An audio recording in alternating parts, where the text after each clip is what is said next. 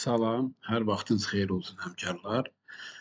Söz verdiyim kimi koordinatların ekrana yazdırılması və çapa verilməsi üçün mümkün olan üsullardan növbəti üsulla sizə göstərirəm. Deməli, bu bildiyiniz Lisp, AutoCAD-ın proqramlaşdırma dili olan Lisp. Lisp Processing sözlərinin qısaldılmış formasıdır. Lisp vasitəsilə koordinatları ekrana yazdırmaqdır. Lisp-i yükləmək üçün biz komanda sətrinə upload daxil edirik və Lisp-in olduğu yeri burada müəyyən edirik. Mən burada sizin üçün qısa bir Lisp hazırladım. Koordinat yaz adında. Koordinat yaz Lisp-ini hazırladım. Komanda sətrindən koordinat yaz girəndə hansı nöqtənin koordinatını almaq istəyirsinizsə, o nöqtəni seçirsiniz. O nöqtənin koordinatlarını sizin üçün yazır. Əgər desəz ki, bu yazılar üst-üstə düşür və bizim üçün çətinlik yaradır, o halda bütün koordinatları seçəndən sonra bu yazıların ölçü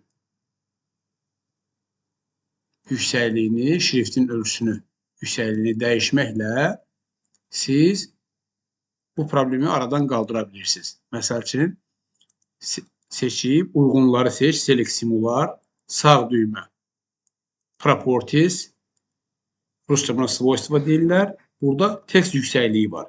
Tekst yüksəkliyi məsələn 0.5 qeyd edəriksə, görünürlülük normala dönür. Lazımsa bunu biraz da kiçildə bilirik. Uyğunları seç, Properties. Burada bunu 0.3 eləsək, üst-üstə örtülmələr aradan qalxacaq və ekranda koordinatlar görünəcək. Çapa vermək istəyiriksə, yenə də eyni əməliyyatı təkrar edirik. Ctrl-P, print əmrini təkrar edirik. İlkin ayarlamaları seçirik burada. Bundan əvvəlki ayarlama DVG-PDF olmuşdu bizdə. Səhifə A4 olmuşdu. Pəncərəni seçirik. Burada portret yox, landscape olsun, mərkəzdədir və ön baxış. Ön baxışda da koordinatlarımız zaten 6 rəqəmli Y koordinatlarımız, 7 rəqəmli X koordinatlarımız. Burada bizdə yüksəklik məlumatlar olmadığına görə 0 göstərir.